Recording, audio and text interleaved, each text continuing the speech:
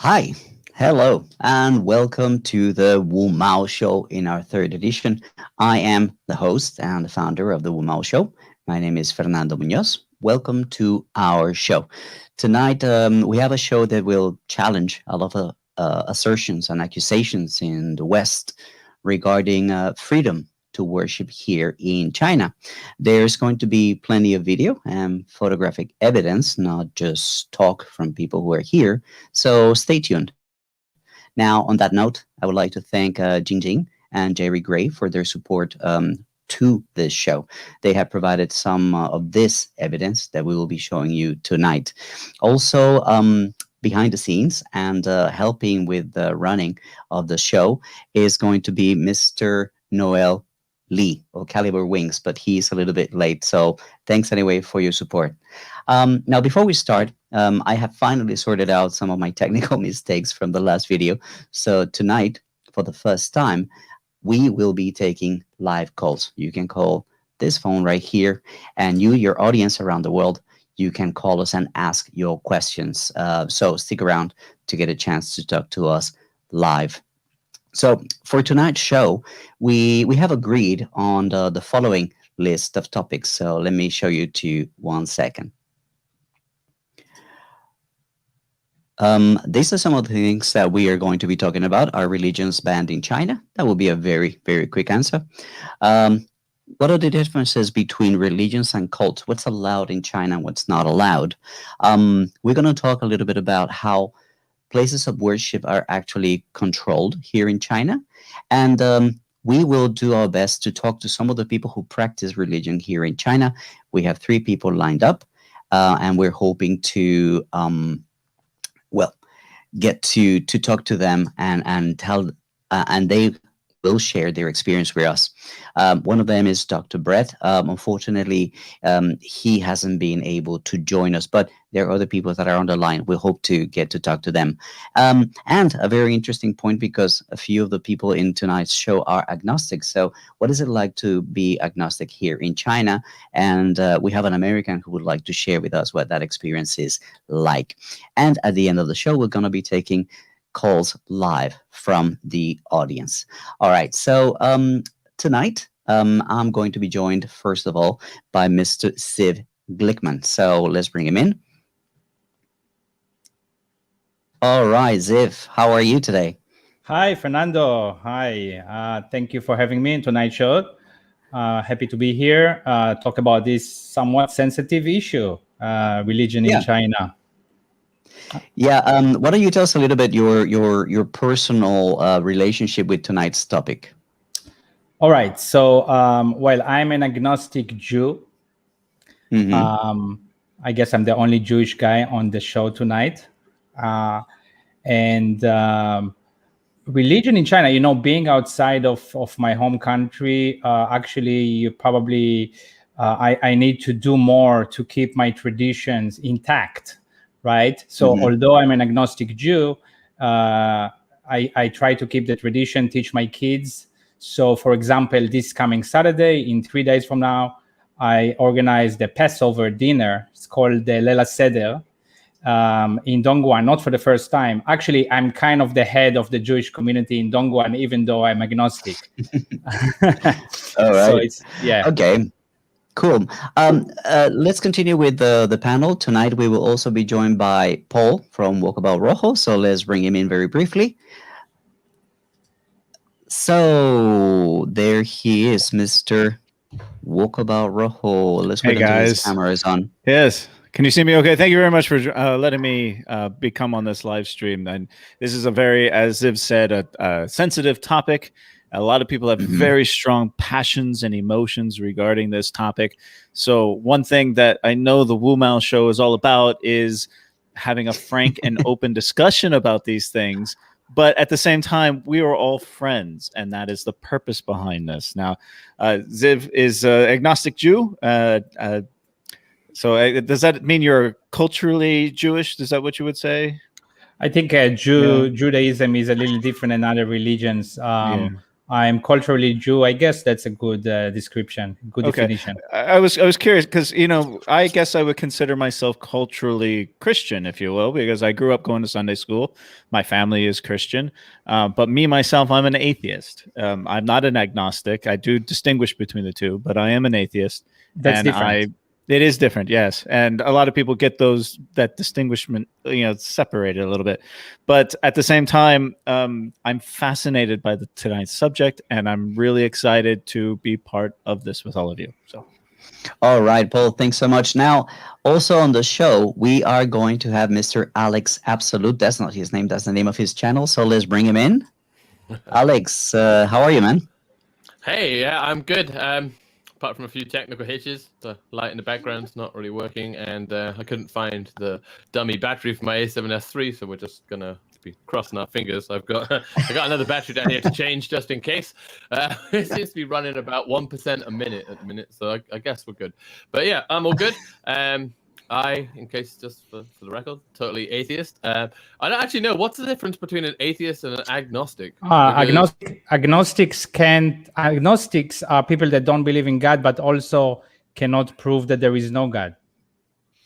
Oh, okay. I have a slightly sure. different.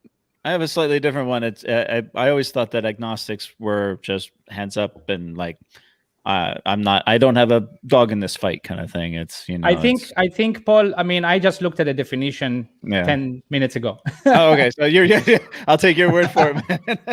Definitely. Wikipedia, man. Yeah. See, I was confused. I was like, somebody who believes in God but doesn't believe in God. I was like, is that like a vegan that eats meat? Like, no, I mean, I always say I don't believe in God, but I cannot tell you 100% there is no God. Oh, okay. All right, guys. There's a problem with my camera, so I will be back in about 2 minutes. All right. We're also going to have another guest, what we call a drop-in, somebody who's going to join us in the middle of the show to talk about his experience with this particular topic. One of them is Mr. Jerry Gray. Basically, Jerry is on the road right now. He's riding around China, as he often does. And, he's documenting China from the ground. And, he sent us quite a lot of information about this that we will be sharing. So let us remind people a little bit about what we want to do today. We are going to address a few questions. The first question that we want to address is this one. Are religions banned in China? Can I go first? Sure. Absolutely not. I would say it shortly, right? Religion is definitely not banned in China, but it is controlled in some way. Yes. There are actually there's a little picture that I wanted to show here, and then we can. I think that this is the easiest of the questions to answer, so probably this will be a little bit faster. But here it is, guys. This is the Constitution of China. Yeah, is there in Chinese? Somebody can go and look it up. Are religion bans in China? What I want to point out here is the thing that you see in bold. This is in the Constitution of China. And Article 2 says citizens have freedom of religious belief. So there you go. It's in the Constitution. It's legal. Anybody wants to add up to that? I mean, it is, but like Ziv said, it is kind of controlled. There's where I live, if anybody doesn't realize, Wenzhou is supposedly like the Christian center of China. Sounds kind of strange, but it has the highest concentration apparently of Christians, and there is a lot of you can drive around the city and there's a lot of churches, and there's a lot of people that I know, friends. There's a high amount of Chinese people I know which consider themselves Christians, and they do all the regular things that Christians do. I guess I'm not one. They go and they sing and I'm not sure what else Christians do. You'd have to ask Brett. But yeah, they do have them here, but then also. There is a lot of restrictions. There was a school here that got closed down because the government did not like it, and they spent a long time. It was a heavily Christian American school, that was actually run by Chinese people, but there was a huge amount of Christians, and it wasn't just, I guess, because it wasn't just regular Christianism. I think some friends of mine came over from America, and their kids were going to go to this school because it was, it was the one everybody recommended foreign kids to go to in Wenzhou, because Wenzhou's not a big, huge international city, because a lot of the foreign kids were all there, and they could still have foreign friends and have a foreign school experience. Whereas if they go to other ones, it was going to be more of a get along with the Chinese people and be out of your depth speaking Chinese. And they took one look at the curriculum for this place and were like, no. This is, I think it's like Mormon, so kind of like a bit more. I'm not up on my religions, but they said it wasn't your regular run-of-the-mill Christian stuff. But that school, the government spent years trying to find an excuse to shut them down, and finally shut them down just before the virus hit, and they all got sent away. You got 30 days, get out of China. And then there's a lot of other things as well. Like here, they do tear the they ordered all the steeples to be torn off churches, I think, or a lot of them, because they didn't want it advertised. So it's kind of a 50-50 thing as far as I get it. It's allowed, but you still got to respect that they still have to respect that it's not a Chinese religion, so it will never be as free as like say a Buddhist temple or one of the Taoism things. Sure. Ziv, yeah? Yeah, I want to add that although religion is not banned in China, I believe that missionaries and converting people is banned. Oh, okay. Yeah, if you go to America, they're always looking for English teachers from America, and there's a lot of literature out there regarding recruitment from places like the Mormon Church or Christian churches to teach English in China to children. And the government is very aware of this. And so when we come here as part of our visa process, it actually states, and we have to like sign it, saying that we will not be pushing religious doctrine onto our students. It's a requirement to become a teacher here. You're not allowed to do this, but it is something that a lot of religions will try to save people here in China, if you will, through the English, and the government's very aware of that, and it's a big no-no. You're not supposed to do that. Yeah, we actually wanted to talk to a teacher that Ziv and we know here in Dongguan. He works at a school that's basically a religious school. It's a regular school, but it's called the Trinity. I think we shouldn't say the name, first of all, and second of all, I think that it's not a religious school. I mean, it's we should be careful how we call it. I don't think they call it a religious school, but I mean, let's just say that when let's say when the little kids have the coloring books, it would be a car, airplane, Maria. You know what I mean? So Yeah, I mean, the stories are going in there somehow, but it's not a full-fledged religious school, I would say. It has no. It has When a the feeling. logo has a cross, in my eyes, I don't know the school. I don't know them that well, but I look at it from outside and that's very clear to me that there's a cross in their logo. Nevertheless, they've been open for about 15 years. So I mean, that tells you something. Exactly. There's some leeway in what people can or cannot do in terms of religion. Now, one thing that I wanted to talk about is, well, there are basically 5 religions in China. Let me just run through this for the people who are new to China, don't know this stuff. They're basically Buddhism, Taoism, Islam, Christianity, and Catholicism. There's an interesting thing here that we're going to be addressing a little bit later on, which is groups that are cults, actually. So we're going to be addressing this particular topic a little bit later. That is a rabbit's hole, Fernando. I'm sorry. Yeah, sure. But, I mean, that's what we're here for. Actually, this is a good time to mention something. My opinion is that this goes into like what religion and everything. But I always thought that Eastern religions are more like philosophies. They are not like Western religions. Western religions teach you, as I believe, to be afraid of God, be fearful, or else. And I don't think Eastern religions preach that. And maybe that goes into the discussion of what's a cult too. I don't know. Sure, because we just read what are the 5 religions that are kind of like accepted in China. Yeah, the 5 religions of China, but Judaism is not there. What does that mean for somebody who's a Jew and who practices? Because there's places for Jews to practice their religion in China. Am I correct?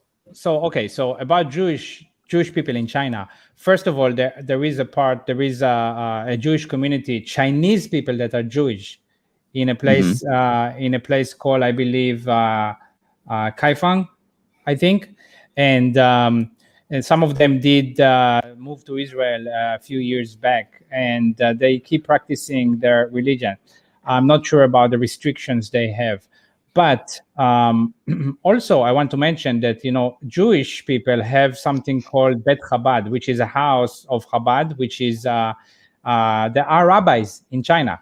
Basically, there are rabbis in China, sanctions by these organizations called Chabad, and they have a community center in big cities like Shenzhen has one, Guangzhou, Foshan, Chengdu, Shanghai, Beijing, and so on. And recently, when I spoke to the rabbi, it's very interesting how he defined his role. He said his role is to remind Jews that they are Jews. So basically, he helps Jewish people abroad, or they help Jewish people abroad keep their tradition when it's maybe a little bit more difficult, when we can't get something that is related to keeping our traditions. They are not even convincing an agnostic Jew as me to be more religious. You know what I mean? But the point is, they are allowed to be here in China. Okay, I wanted to bring some videos that have been shared by Jingjing and Jerry. The first one that I want to show our audience is a video about the Shotan Festival in Tibet. So this is basically a very special festival, and she documented it. So it's a very short clip. It's about a minute. Let's watch. Hi everybody, after half an hour climbing the mountain in early morning, now we finally arrived here up in the mountain, and you can see Tibetans, locals and monks are here already waiting to wait for the ceremony, because later on this direction you can see there's a giant platform. Later they're gonna display this giant Buddha tanka. Now I think, oh, they're setting up the tanka. Okay. Some technical difficulties?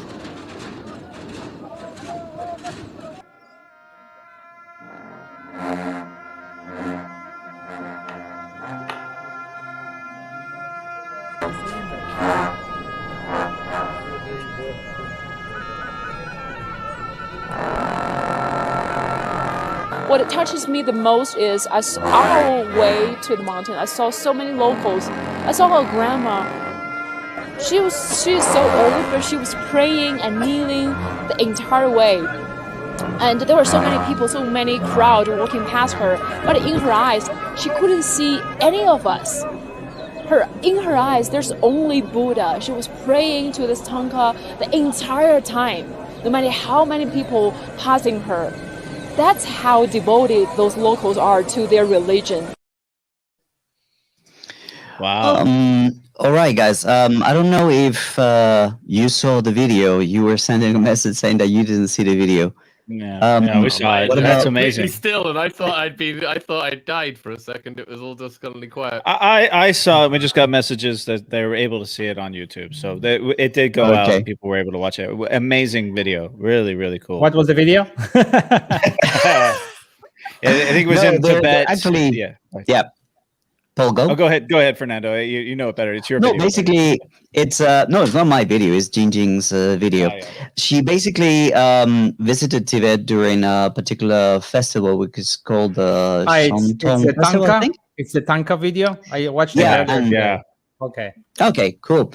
So basically, that's what she's showing, and she's basically showing people that yeah, people can celebrate their religions here freely. I want to show something else related to this idea in the West about religions being banned here. And Jerry was very kind to send this particular video that he made on his channel a few weeks back, a few months back, where he shows all kinds of churches, all kinds of mosques, all kinds of places of worship around China, because people tend to say that they are banned, that you can't really have religion freedom to worship in China. So another short minute, and you tell me what do you think. One of my photos isn't actually in this video, so let's have a quick watch. This is a short minute. Welcome to another video, actually a collection of photographs, not a video, but put together as a video by Jerry Gray, Jerry's China. One of the things that's really upset me in recent days, recent weeks, recent months, is the amount of lies and propaganda there is about China. One of the most recent is the fact that churches, mosques are not allowed, religion is not allowed. And I put together a short video showing the two churches in my own city that are very close to my house. And I posted that on YouTube, and I linked it to my Twitter, and I got a lot of positive feedback. This is good to know, but I also got a little bit of negative feedback from people who say, well, that may be true in your city, but we know that there is no religion allowed in China, and that churches are not allowed to be built or not allowed to have crucifixes on them. Well, the fact is, unless you've been to China or know someone very well who has spent some time in China, you probably don't know any of the truth about religion in China. Churches and mosques are pretty much ubiquitous. Every town, every city has one of each. My own city does not have a mosque, but it does have a place where Muslims can go to worship. And it's actually attached to a Muslim restaurant, quite freely, openly Muslim people. My own local church was pulled down about 2 years ago, and our first thought, group of lads who get together and drink from time to time, was, oh, maybe there is some truth in this. We didn't realize it. But no, what they did was they pulled the church down. Nobody took photos. It didn't get into a national or international media, but they rebuilt the church. Their church is now a beautiful pink building with a crucifix on the top. And I guess the only concession to Chinese nationalism is a flagpole at the front. Now, I lived in the UK. Pretty much every church has got a flagpole. I've seen pictures of the US. Pretty much every church has got a flagpole. Flags are everywhere, so I don't think there's anything sinister about that. I've also traveled through places like Gansu and Ningxia and into Xinjiang, and there are literally dozens and dozens of mosques that you see every day if you're traveling any distance there. I've been to villages where there's only 30, 40 houses, and they have at least one, sometimes two mosques.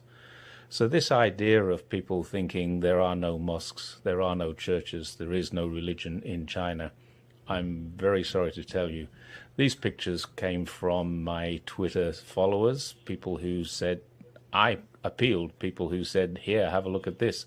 So there's about 60 of them here, and they're from all around, from the north, from the east, from the west, from the south. They're from all over China. Church is lawful and legal in China. All right. So that was a clip. Paul? Yeah, man, I just want to follow up. Jerry and I live in the same neighborhood here in Zhongshan, and that church he's talking about is a big, beautiful pink church that I've put in a couple of my videos. And what he was trying to get at is something that I think a lot of people don't realize, is that religion is everywhere in China. It's ubiquitous. It's not religion is not just the Western religions; it's the local religions as well. You got Hindu, you got the Buddhism.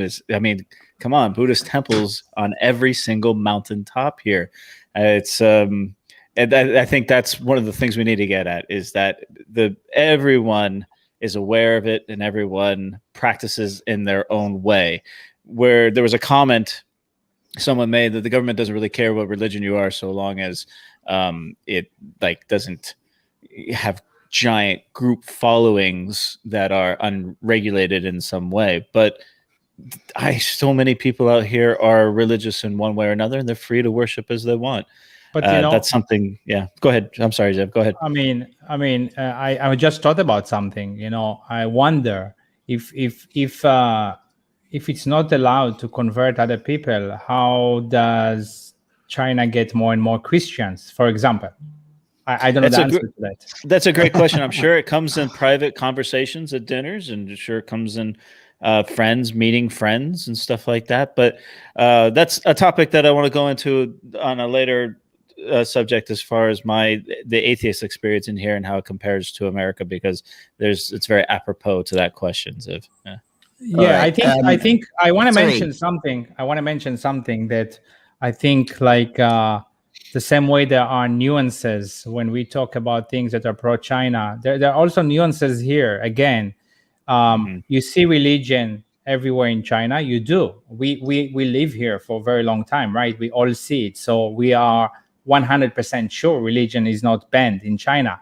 But for someone that is very religious, maybe there are nuances that he can say, oh, well, it's not banned, but I can't do this or that. You know what I mean?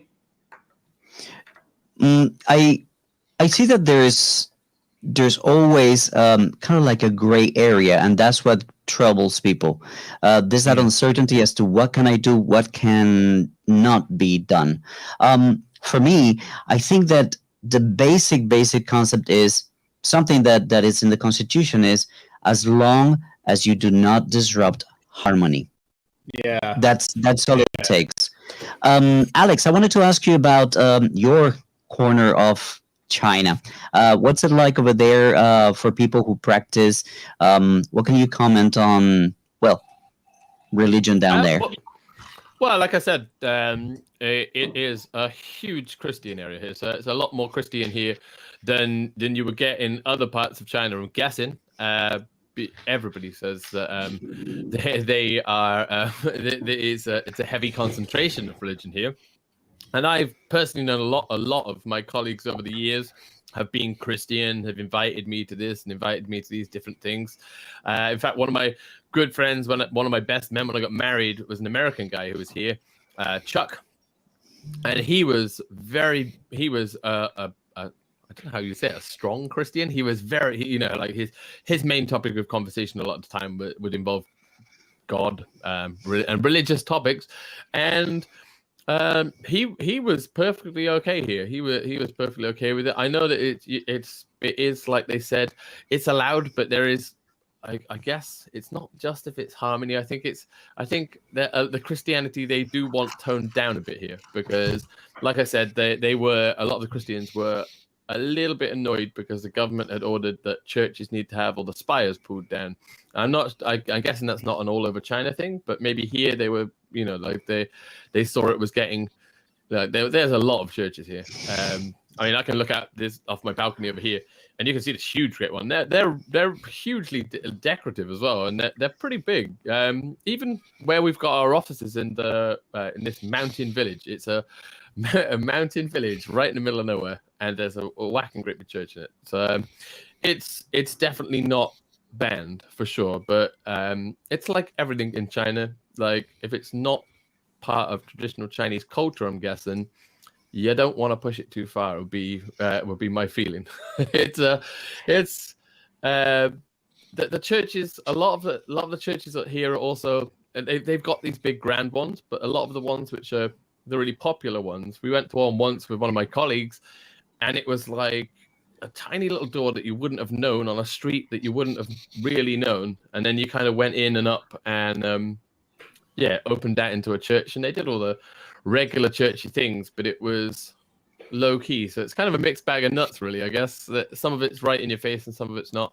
But not being religious, I don't. As soon as people start talking, inviting me to religious stuff, I'm kind of out. I'm not into it. But I do have a weird interest in a lot of the historical side of it. Like, for example, for me, I'd really like to go to Vatican City just because, I've read about I've read and seen a lot about it. You know, the Da Vinci Code, although that's not real. There's a lot of.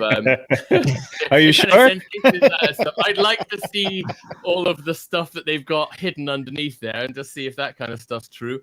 There's a lot of religious history, like stuff like the Illuminati. The Illuminati was originally a religious base, like a thing where religion was trying to wipe out science, and like that's although those are a lot of stories, they have a lot of factual basis, and a lot of the places which they have in these sensationalized movies are real places. So there's a lot of history behind it as well, which I find quite interesting, and I'm always interested to hear different religious like practices.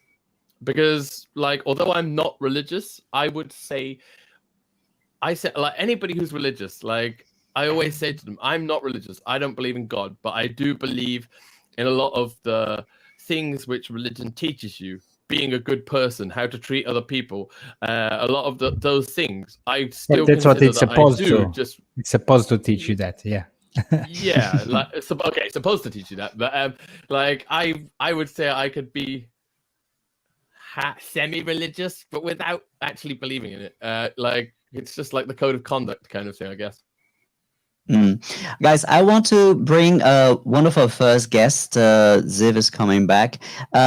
His name is Jerry Gray. He was a person who actually sent us the video. There's another video that he made, and I would like to bring him so that he tells us a little bit about the video that he shot today.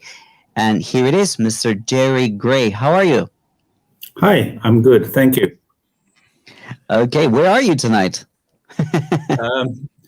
In a little town or little city called Yunfu, very close to the Guangxi border. So you can see I don't have a studio. I've got very bad hotel lighting and bad hotel Wi-Fi. So if you lose me, I apologize. I see the bikes at the back. Ride. You can see the bikes behind us. We're just resting up overnight and heading out again in a day or so for the Guangxi border. Just heading towards Yunnan for a few days. We'll be out of town about 2 months. All right, Jerry, why don't you tell us a little bit about the video that you shot this morning or today, and what it was special about it, what you wanted to share with us today. Hi, Jerry. All right, I think I can't hear Jerry. So I'm going to go ahead and play the video that he sent just this afternoon. Again, talking about how a lot of people actually say that churches are being destroyed in China. That's one of the stories that we wanted to talk about with one of our guests, but we won't be able to do that. But here's a story from the ground, a really interesting story. So, Jerry, I'm going to show you a video right now. Let's watch. There's a story on the internet and in mainstream media that church in China is banned, and pictures like this are exactly what propagate that story. You see churches like that occasionally, but then we take a walk down the road. This nice gentleman here has stopped to allow me to film, and I'm walking down the road to show you something in this very, very, very old street in a town called Gaoyao, which is part of Zhaoqing and very close to Yunfu, close to the border of Guangxi, actually. Very old place. Now stand by for something surprising for mainstream media. We have this thing. And that is the new Christian church. And from this angle, we can't see it, but right at the top, I'll just go a little further down, you can see how old this street is. We can see there is a crucifix on the top. 100-year-old street. I'd say that's a 2 or 3 year old church, which kind of defeats the logic of any story that says church is banned in China. All right, that was a very, very interesting clip, Jerry. Tell us a little bit more about that clip. Yeah, it was just a coincidence. I knew we were going to be talking about this tonight, and we were told to go and have a look at this street because it's kind of special. It's a very old street. They call it the 100-year-old street, but it's actually been called that for about 100 years. So it's at least a 200-year-old street. That's a classic Chinese thing, but a name of a 100-year-old. So it must be at least that. And so, yeah, I went in. The first thing I saw was that church boarded up, and I thought, oh, God, the BBC would love this. And I completely missed, because I was looking at the boarding up, I completely missed the fact that I rode past this huge, great monolithic church. And it wasn't until I'd ridden past it and then come back the other way, I thought, I've got to get off the bike and film this. So that's what I did. That's it completely dumbfounded me. You can't tell me, it's impossible to tell me that religion is being oppressed. Now, yes, there's all sorts of issues about what control there is on religion, but it's not being oppressed. Christians, Jews, Muslims, there are thousands of mosques. I've ridden through Gansu and Xinjiang, literally thousands of mosques in those places, and Ningxia too. And almost every city has a mosque. So, I think there is a mosque in every city.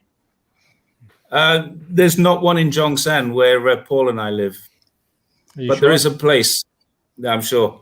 There is a place that the Muslims can worship. It's attached to a local restaurant called the Muslim Restaurant, of all names. But yeah, it's not a I know that mosque. restaurant. Yeah, the great food. You know exactly too. what I'm talking about. We've all been there. Yes, I do. Yes, of course. Yeah, it has a room on the roof which is designated for the local Muslims to go there. But not many people use it because there aren't many Muslims in Zhongshan. I had a friend, until quite recently, I had a Bangladeshi or Bengali friend who is Muslim, and he told me that if he wanted to worship, he would go to Guangzhou. One of the reasons why I wanted to talk about religion in China has to do with what's been said around the world about China, particularly about the Uyghur population and Muslims in China. It's something that I consider extremely dangerous and extremely important to address and to unveil what is true about Muslims here in China. The first thing to say is that there is a really large Muslim population in China, in the hundreds of millions of Muslims in the country. I would like to prove to you this fact by showing you another short clip that Jingjing sent us when she actually talked to a very important person in the Muslim organization here in China. So the video is quite long, but I cut it into small pieces, like some of the most relevant things. And she talks about something that basically it contradicts the narrative. Let's watch. A lot of Western politicians, think tanks, and media keep spreading this anti-China propaganda. They keep saying that Muslims in China don't have the religious freedom. Uyghurs and people of other ethnic groups are so oppressed. But is it really like that? Today, I'm going to talk to the vice president of the China Islamic Association. He's a Uyghur from Xinjiang, and he's going to tell us what it's really like for Muslims in China. 因为就这一段时间，就是很多在西方的反华政客、智库或者是一些这个媒体，他们一直在鼓吹的，就是说中国的这个穆斯林群体没有宗教信仰自由，他们是一群被打压的群体。那您是作为这个中国伊斯兰教协会的副会长，您本身也是这个维吾尔族人，您如何看待就是西方所表达的这个观点呢？西方有些人呢，他是带着这个意识形态偏见啊，罔顾事实，颠倒黑白啊，肆意炒作，所谓这个新疆强迫劳动宗教人士受到迫害呀，穆斯林群众的信仰呢，这个受到限制等这些谬论。新疆有2万多座清真寺穆斯林那个新教那个伊斯兰教教职人员是29000多人。而且呢，就新疆在这个政府呢高度重视新疆的伊斯兰教教育事业政府呢2017年9月投资上亿元建了新疆伊斯兰教经学院的新院校。What I like to say when I watch a video like that is that most people outside China or a lot of people would simply go and say like, of course he's going to say that. Of course he has to say that. That's an argument, but the other true argument is that these organizations actually exist, that these people are actually there working, receiving investment from the government to pursue their religion. Any comments from the group? Paul, I think that well, first of all, there is a mosque in Dongguan, right, in Guangchang. Maybe you don't know. It's not like fancy or something. You can't really see it's a mosque, but it's a place that is a mosque. And the head guy there, the Muslim guy, he's a member of the party. He's even subsidized by the party to be the main mosque guy in Dongguan.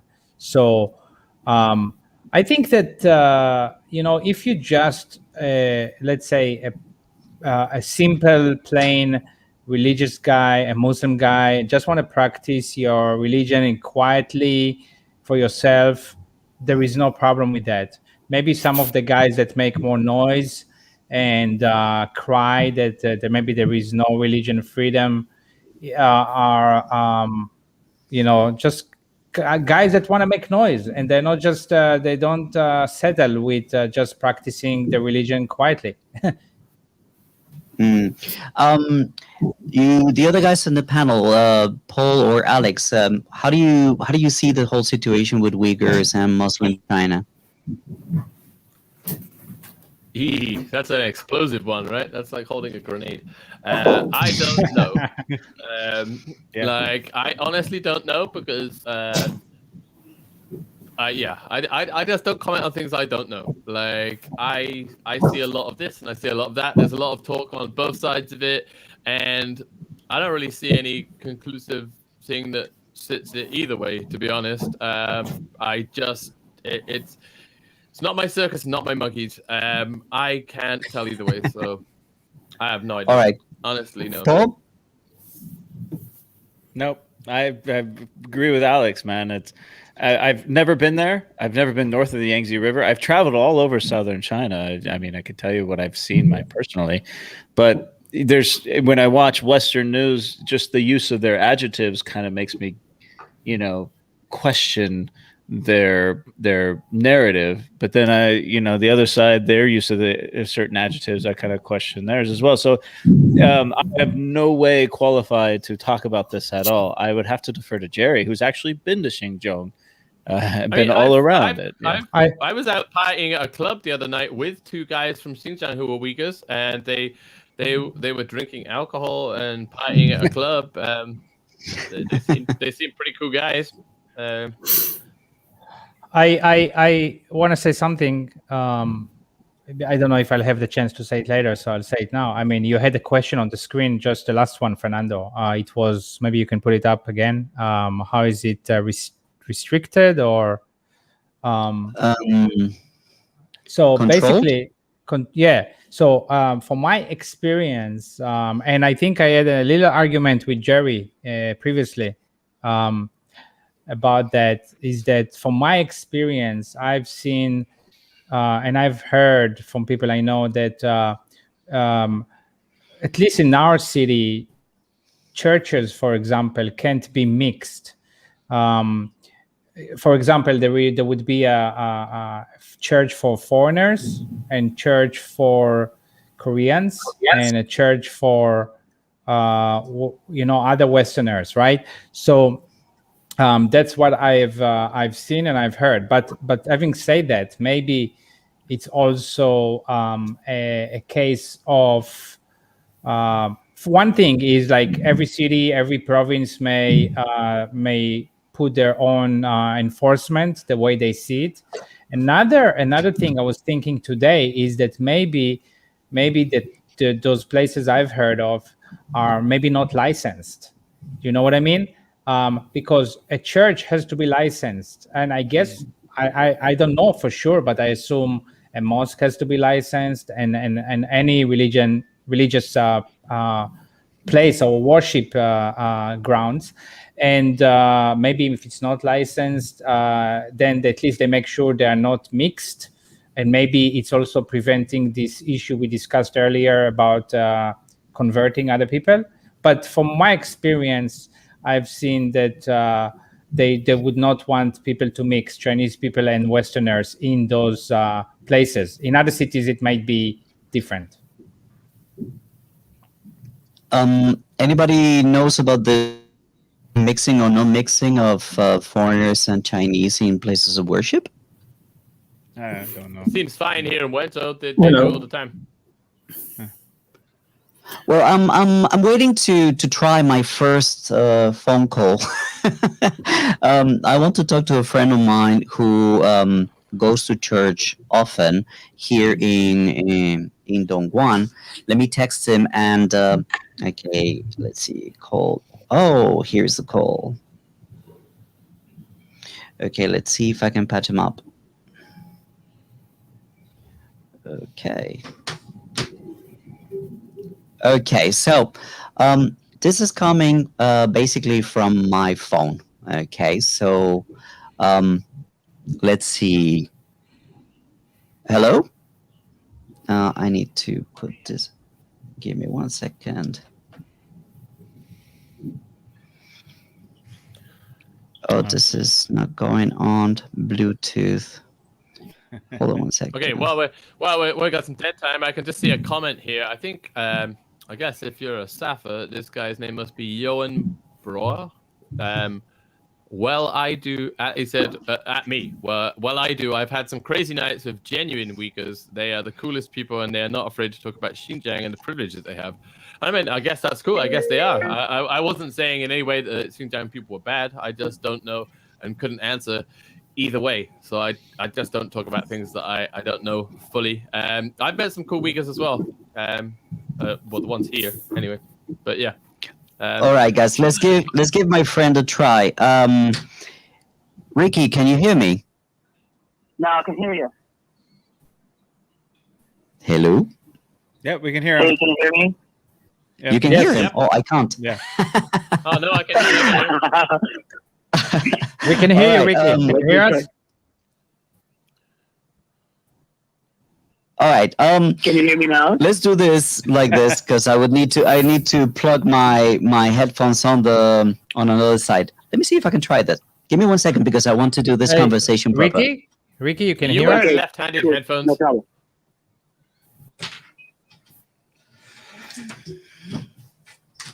Oh, the joys of live streaming. You've got those Well, in the left-handed meantime- headphones. Oh, Oh, right. no, there you So, go. Okay, Ricky, here we go. can you hear me? I can hear you. Can you hear me? Yeah. Yes. Well, Ricky, thank you for joining us. This is the first time we do this, so you are breaking ground in our show. That's great. Thanks so much. I wanted to ask you a question. Tell us a little bit about how often do you go to church? Where do you go to church? And how is it different from churches abroad, if there is any difference? Well, let us say I go to church like once or twice a month, Mm-hmm. and I always go in Shenzhen. I'm Catholic, and there is one church in Futian, St. Anthony's Church. So they have masses in English and in Chinese, and on Saturdays and Sundays. I usually go on Sundays. We were discussing. Well, you asked. We were ahead. talking about whether the different nationalities like Chinese and foreigners can go together. Well, actually, I usually go to the mass in English, and there are many Chinese people. So, Okay. people from all over the world. I met some people from Italy, and a couple from Spain, but there are many Chinese. Excellent. And it's quite interesting, first time I went there was like 4 or 5 years ago, actually. And I was really impressed by the number of Chinese people. Wow. And this number is increasing. And how do you find out about these churches? I mean, for example, we're saying that there's a lot of control, as in it's not like they can promote it openly or advertise it openly. So when you first got here, how did you find out about, churches to go to? Well, about this church, I found out on TripAdvisor. Because before I used to go to Hong Kong. Mm-hmm. So this one I found on TripAdvisor. And you asked me before about differences. Man, I see no differences from masses in here and the ones I used to go in my own country. Just the language. Only the language? Yeah. All right. Good. How about, for example, different rituals or traditions like First Communion and all these things? Is it all the same? Yeah, pretty much the same. Pretty much the same thing. Weddings, all these things. Yeah. Like last year, I went to one mass. It was the First Communion mass, and there were many Chinese children. It's very interesting. Yeah, I never expect to see that, to be honest. Okay. If you wanted to let people outside of China know a little bit more about your experience, what would be one thing? I know that you're busy. You're traveling tomorrow, so I don't want to keep you too long. So what would you like to tell people about your religion and your experience practicing your religion in China? What would you like them to know? Well, the thing is, like, I remember before coming to China, before living here, I used to have this idea, I will not be able to keep on seeing, like, the service, the church, whatever. But then when I got here, I don't know exactly about the government, like what is true and what is not. I cannot say anything about that. But there are churches in many places. And, you know that I travel a lot. And every time I travel, I try to find one Catholic church in the city I'm going to. And I always found one. And there's always, like, many people. And they're very kind, very host. It's nice. So I think people need to know that we can have our own religion here. And it's not a big issue. Cool. Ricky, thank you so very much for, joining our show and for being the first person to do this. Sure, hopefully my pleasure, man. My pleasure. More people will do this in the future. Hey, and have a very safe trip, and thank you so much for joining our show, man. Have a good evening. Okay, thank you for inviting me. Sure, bye. Fernando, before we go on, I would like to say something. All right, guys. Just a call to the audience. He's gonna plug in while Fernando is doing his own thing, right? Yeah. So I do want to mention that if any one of you don't follow any one of us, you should go to our channel, Alex Absolute, Walkabout Ojo. My channel is Ziv Glickman. Fernando is Fer Mube. And of course, China, our podcast together, and give us a follow, okay, to support. Also, I would like to mention something that I wanted to say from the beginning, but this is the WuMao show, right? And if anyone stumbled upon this show, it's the name is kind of a joke, just to make it clear, okay? We are not paid 50 cents. Oh no, we lost Liv. He got cut off. Look at that. Oh no. Well, yeah, guys, that's quite funny. I'm going to get another headset for the other machine so I can just swap a headset. Give me 1 second. Okay, I'd like to address something else I've seen in the comments as well. That seems to be this talk all about religion, and then people are kicking into Santa Claus. Come on, guys, this is Santa Claus. Like, just leave him alone, man. Like, Santa's all right. He brings gifts. He drinks whiskey at nighttime. He flies a fucking sled. Like, just give the guy a break, right? Like, what's the world come to? Karens. Do you realize, right? Somebody called me a Karen the other day. Called me a Karen. And I was like, I'm the opposite of that. Like, you're the guys that are moaning in the comments, which is literally the definition of what Karens do. Someone, forgot what somebody called me. I was the chief of cancel culture, and I was like, nah. I'm literally the guy that's like, yeah, go ahead, do that. I was in the middle, Paul. I don't know how much you heard, right? I was saying we got a lot of it. I was saying that Fernando. I was just reminding everybody that the WuMao show the name is kind of a joke. We are not really paid by anyone. Yeah.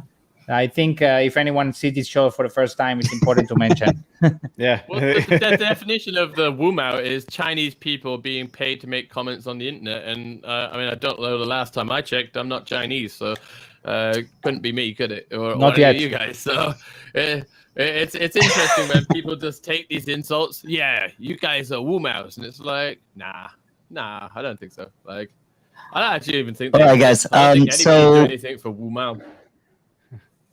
Let's go into the next topic, something that I know Paul was interested in discussing, being agnostic. So you've got the floor, sir. Thank you, guys. Okay. So, and Alex, I actually want to hear your thoughts on this afterwards. But I'm from America, and America is very heavily dominated by Christianity. I grew up in that. I went to Sunday school. I've not read all of the Bible, but I've read a lot of it. And when I was in the service, I was in the Air Force and for many years. And even though the American government is technically secular, the society itself is very, very religious. And to be honest, as an atheist living in South Dakota, serving as a troop in America during the Iraq and Afghanistan wars back in the early 2000s, I was persecuted a lot for my lack of beliefs. And that's something that's rarely talked about. I mean, I remember in basic training, you train, you work hard and everything. And then on Sunday, everyone goes to church. Well, I was an atheist, so I didn't go to church. And they said, okay, you're not going to church. You can stay back and wax the floors. And that's what I did.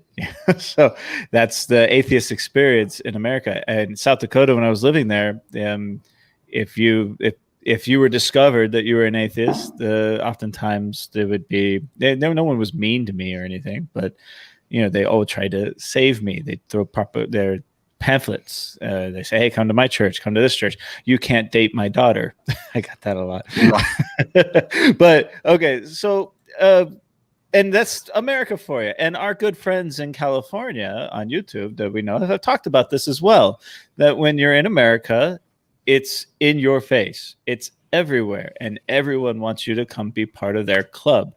It's kind of a nightmare. It's coming at you from all different areas. And it's not just the big ones, it's the little ones too.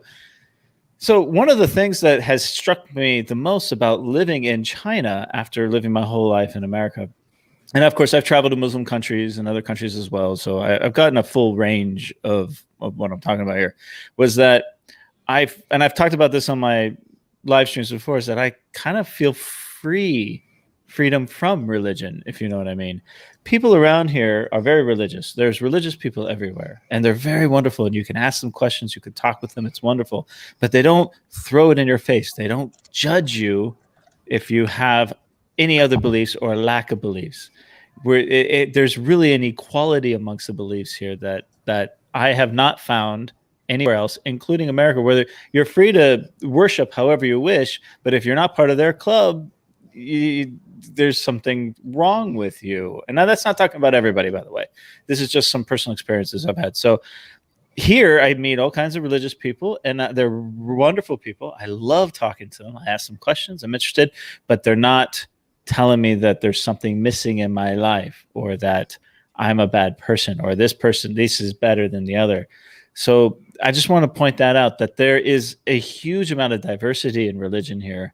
And it's very for lack of a better word, it's very harmonious. And that's something that most people can experience. So I love living here for that reason, that I can go about my day and live my life in peace. And I don't have people knocking on my door telling me there's something missing from my life. So that's something I wanted to just I 100% say agree about with this. you. Yeah. I 100% agree. I actually experience you wrote China versus US, but I can say, being Jewish from Israel, I'm sure it's the same thing. No, it's much worse, I think. I grew up in the 80s, and I kind of love it that its religion is separated from state here. Like you in the US, you say separate state and church, but it's in Israel, I felt when I grew up that religion is forced in a lot of things. For example, we don't have public transportation on a Saturday, on the Shabbos, right? As a 16-year-old, 15-year-old, when I wanted to go to a party on Friday night, I couldn't take the bus. It really sucked. Also, buying bacon, buying pork was very, very difficult to find. So in a lot of ways, religion was forced. And that made me resent religion. I think that pushed me to be agnostic, really. Maybe. So I really kind of like it here. Like Paul said, I think, nobody is pushing anything on you. See, for me, completely different. No, really? Alex, tell us. Well, like you said, I come from America and religion is a big part. I come from England and cider and 16-year-old kids stabbing each other in a park's a big thing. Like, there's literally nobody really cares. Like, there's a lot of people that are religious. We have churches, we have people that go to church, but it's not thrust in your face. It's not like a big part of society. Nobody ever looks down on you. I'd say the majority of people either don't care or aren't religious. There's still a lot of religious people. I have a lot of my family on my South African family. Like South Africa, religion's a much bigger part of life. There are a lot more. It's a lot more emphasized over there. In England, it's just not really like. So coming here wasn't really any change for me. In fact, it got a little bit less, I guess, because there's a guy in the comments, Quantum Alchemist. He's mentioning about the Jehovah's Witnesses, and like those guys are they get a bit annoying. Just like he said, they come around and there's a lot of Jehovah's Witnesses coming and knocking on doors. And I used to, like when you're younger, you get a little bit annoyed about that because they're always coming around and they're trying to convert you, and they've got this little pamphlet book they spread out, and it's got this like really idyllic picture of people sharing bread on park benches, and there's a whole story that that's what they're going to make the world like, and you're like, I don't know what you guys been smoking, but come in, because when you realize the funniest thing to do is invite them into your house, it gets hilarious. Like every time they open it up and you're like, oh, what's this guy over here doing? Like, what's he eating? What do you think that guy likes for breakfast? And you can just keep going for ages. Because Alex, you have time for this? How do you have time to invite them into your house? I don't know. I have my life to lead, man. I catch you at the right moment when you've had a few ciders and you're like, okay, come in. Let's talk about this stuff. What's this? What do you think this guy's mum's name is called? Like there's lots of random questions. The more you tease them, the more they go crazy. It's hilarious. Okay, I gotta bring this comment in. Okay, this is Elaine. She says, I answer the door naked when the Jehovah's Business of the Mormons come around. What's your address, Elaine? Give them a thrill, man. Give them a thrill. Once I was in the Hong Kong metro, maybe more than 10 years ago, in the Hong Kong metro, the missionary stopped me and started talking to me about religion. He was Mormon. And I don't appreciate that. I don't want to, be persuaded by someone on the train to go to church or something like that. No, thank you. Yeah, that's part of their doctrine. It's they they have to recruit. That's one of the things, is to find other. Do they have a quota? People. They get commission. Yeah, it's just part of their religion. Yeah.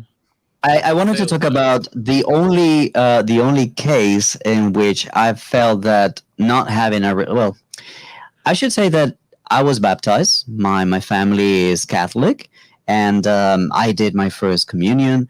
And I was telling a friend earlier that my mom invented iced coffee before Starbucks did, because she would go to church every morning and she would make my coffee before I went to school the night before, put it in the fridge, and then I wake up at 5 o'clock in the morning, grab the coffee, go to school.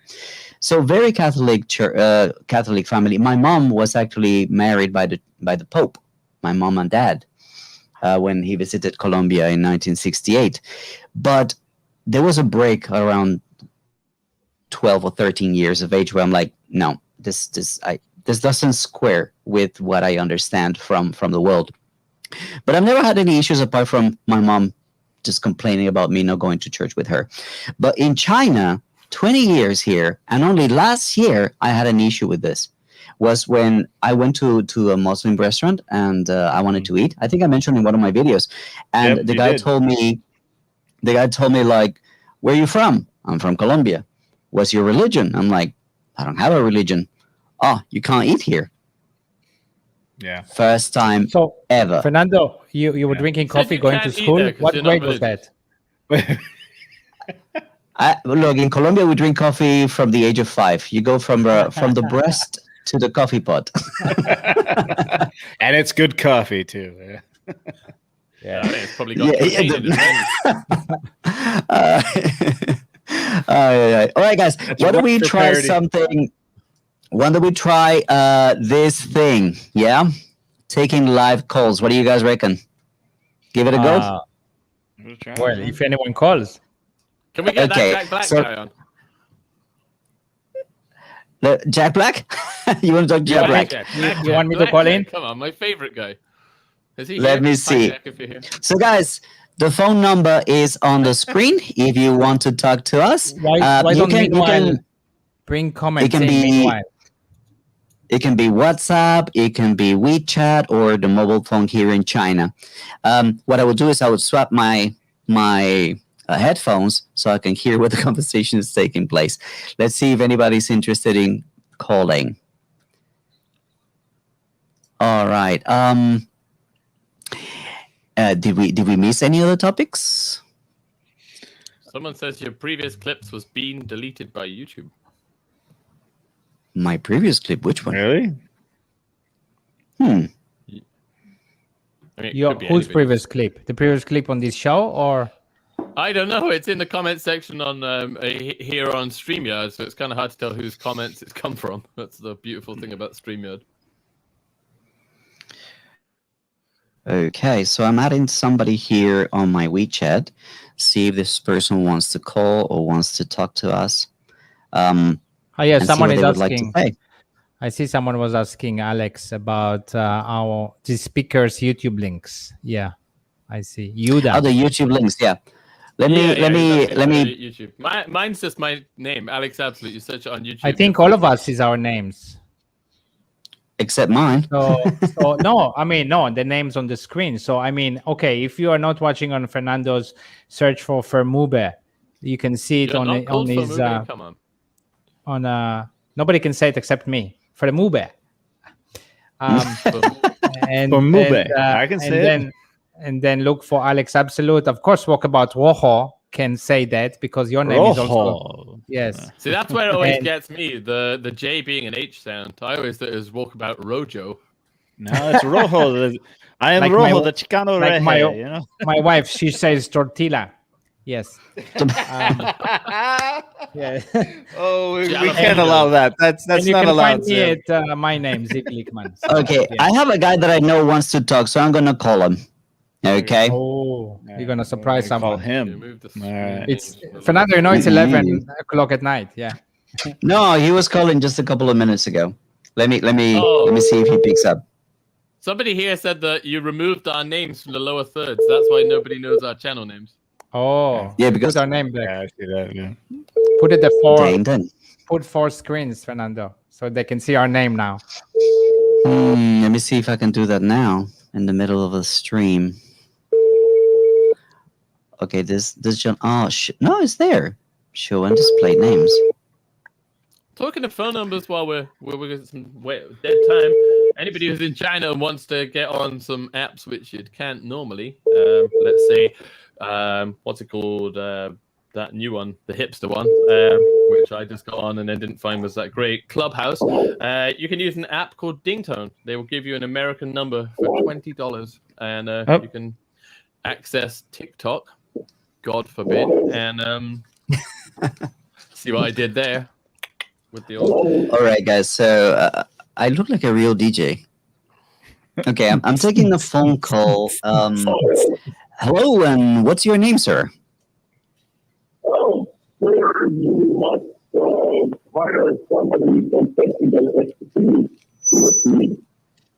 Sorry, that's not coming through at all, man. Yeah. No, it's not coming well. All right, we try another number. That's maybe intentional. Try WeChat or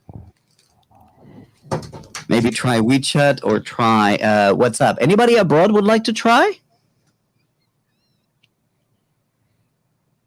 Yeah. Was that intentional? Voice muffling? Well, while we're waiting, can I pose a question while we're waiting to get this done? You mentioned this at the very beginning of the stream, Fernando. What is the difference between a religion and a cult? Ooh, very interesting. They make movies about cults. They don't make them about religion. They make plenty of movies about religion, dude. Come on, man. Do they? Oh yeah, they make documentaries about cults. Okay. Let me see cults if I sound can. cooler, right? Cults come with guns. Well, Joe Rogan had I heard it, and he said all religions are cults. The only difference is in a cult, the leader is still alive. Not for long, though. It was Joe Rogan's quote, not mine. He apparently has this whole bit on religion and cults and everything. But, you know, when you think about it, he does kind of have a point, yeah. Someone saying, Bernard Tan say, all religion teaches us to be good human beings. I mean, I tend to agree. Hopefully people interpret it this way, you know? Yeah. I agree too. I have a very private perception of religion. I feel that religion basically is trying to explain three questions that we can't answer. That if we answer, they give birth to that faith, a leap of faith. You have to believe in that, and whatever answer you decide to believe, that's one religion. And the issue with that is that as you give it a name, you either believe in that or you leave it in this one or the other one. So if you don't believe in mine, then you must be wrong. So who's going to heaven? Only I am going to heaven because I believe in the right one, and you are in the wrong one. I believe that religions tend to exclude people. Religions tend to exclude people, and that's what I don't like about them. So does China YouTube. Like, you either have to be one side or the other. Well, I would say that religion is a much bigger problem than just YouTube. Because someone was saying, that religions are the world's biggest killers. Most of the wars in the world have been started because of religion or using religion as a disguise. Well, this is not a show about whether religion is good or not, right? Yeah, I agree. Yeah, no. I'm not saying that religion. I'm not saying that religion is good or bad. What I'm trying to say is that. I mean, that's a pretty open-ended question. Like a steak can be good or bad. It doesn't mean all steaks are bad. It's everybody's interpretation. It's the same with anything. People interpret things, if it's religion or if it's like something even much like completely different to that. Everything comes down to people's interpretations of things and the way people perceive what their understanding of it is and how they should be dealing with it. You can have people that are religious which are pretty bad, and you can have people which are not religious which are pretty bad. There's what's that word again? Someone just wrote, there is no name, but someone just wrote, if you look at the 10 commandments, they're all pretty duh, yeah? I don't understand why some people need the weekly reminder. It's a good point. Someone's trying to call us, Fernando. We can hear. Okay, someone on the somebody's phone. there? Hello. Yeah. Yes, someone is there. Yes. Hello. Hello. All Hey. right. Johan Brouwer. Johan Oh, Bauer. Johan. Hello. Oh, I like this. Yes, I can hear you. Mistakes. Yes. Oh, okay. This conversation, this light test is going million miles an hour, and I have been taking notes, and I'm, a little bit behind. But when it comes to religion, only really Americans and maybe some Middle Eastern people think that religion is very important part of their lives. In Europe, almost nobody thinks that way. And also, most religions, they promote kindness and friendship and helping others. And I don't think that the religions are incompatible. I think they are very, very compatible. So this idea of religions being at odds with each other, I think it's against the religions themselves. The best example is the Ottoman Empire reaching all the way to, southern France. They were the kindest invaders ever. Religions, they promote good values. I'm not religious myself, but I acknowledge the Muslim, the Jewish, the Christian religions as good things. But somehow in this world, those things have been set against each other, where somebody has to win, somebody's right, somebody's wrong. And I don't think that that's the fundamental idea of religion. What do you think about religion in China? What is your perception? What is your point of view? Well, ironically, I grew up in Europe. I lived probably half my life in the US, and now I live in China. And I'm not religious, but my wife here in China, who is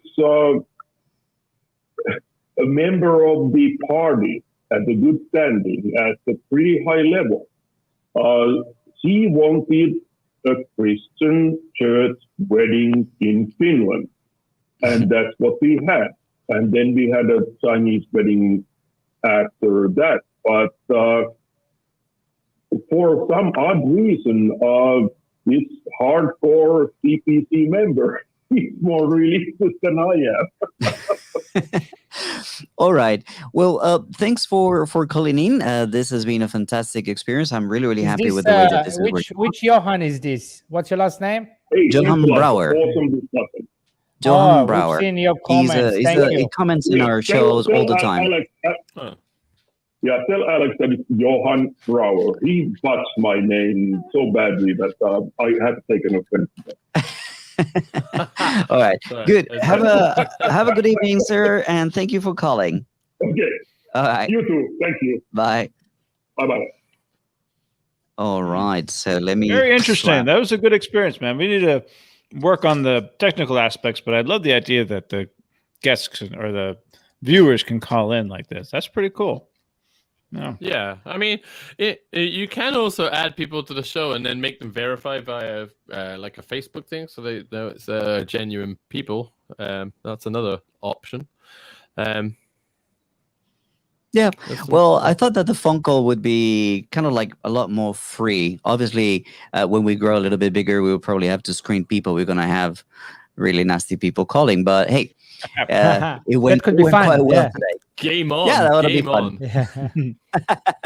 All right, guys. I want to thank you all for this fantastic show. It's been an hour and 20 minutes. I want to remind all of you guys to, well, go to our channels and, well, subscribe. Also, If you want to support the work that we do, you can scan this QR code to support my channel. And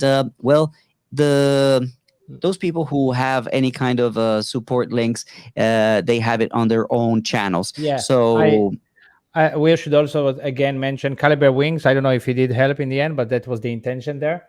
Yeah, but he was a little bit ill today, right? Right. Hopefully he's okay now. And yeah, like you said, subscribe to our channels. Go to, of course, China as well. And on this topic still, I'm still planning, hoping to do it soon, to do a video about being Jewish in China. So you guys might be interested. Yeah, definitely. All right. Be So cool. Paul, what's up with you? How would you like to end the show? Me? Okay. Well, look, I think this was a very sensitive topic. We hit on a lot of things, but I'm happy to see that we're all still here. We're not yelling at each other. We're not at each other's throats. And that's the whole point of the WuMao show. It sounds like it's to have constructive conversation, constructive debate. And that's why I was proud to be here with you guys today. So thank you very much for allowing me to be part of this, because it is a very sensitive topic. And there's going to be a lot of nasty stuff going back and forth in the comment sections. You know that's going to happen. And we kind of invite it, but I want to point out to everyone out there, please, this is an open dialogue. And one's not better than the other. We're just different. And that's something that should be celebrated. So. Alex, final thoughts. Yeah, it's been fun. I like Paul said, it's I think we've covered a lot. I think it's everybody's discussed it nicely. I would like to point out, if you don't have the same opinion as me, you're wrong. But that's just a joke, FYI, for anybody who's just about to get on their sensitive little keyboards down there. Although, be warned, people in the comments section, if you do make silly comments, and especially nasty ones, I just love those kind of comments. Because nobody knocked on our door, or at least we couldn't hear it. No, I guess Chris Light says I am funny. Thank you, Chris. Thank you to Alex Reportify for, as always, he's a big supporter of everybody here. He's always he always makes sure he's here. So yeah, big shout out to him. Me and him should actually be doing a drone thing soon, an aerial thing. On the subject of aerial things, I did a pretty good drone video of my favorite clips from the last 12 months. If anybody hasn't gone and watched it, what were you doing? Go and watch it now. It's pretty good. All right. Yeah. Sub to everybody guys. on the panel. Once more, a very, very good and great deal of appreciation to Jerry, who's riding on his bike and still took time to be on the show, and to Jingjing, who allowed us to put some of her videos out there, and who actually provided a lot of official information to some of the questions that we had for this show. So thank you very much for them. Their links are also in the description of my video down here. And guys, thank you all so much for taking part. And that's it for tonight. Thank you so much. Leave your comments in the comment section down below. Share, comment, like, all those Thank you, Fernando, we'll for putting it all together. Thanks, Fernando. All right, guys. Have a good one. Bye-bye. Peace.